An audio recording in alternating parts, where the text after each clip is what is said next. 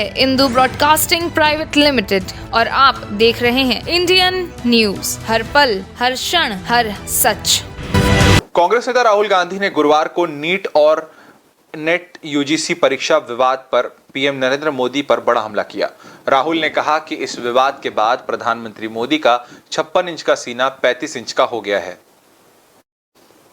NEET और net UGC परीक्षा विवाद को लेकर कांग्रेस नेता राहुल गांधी ने कहा कि प्रधानमंत्री नरेंद्र मोदी कुछ कारणों से पेपर लीक नहीं रोक पा रहे हैं या रोकना नहीं चाह रहे।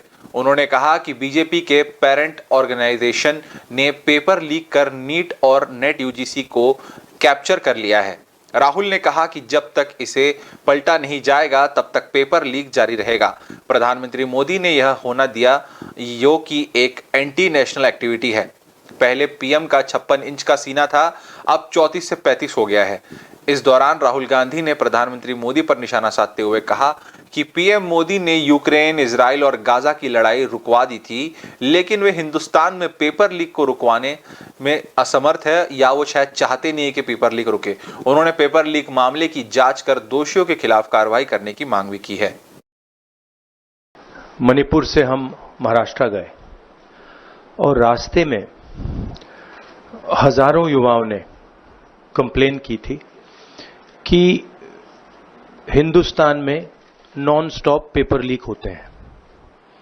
और आज आप सबको मालूम है कि नीट पेपर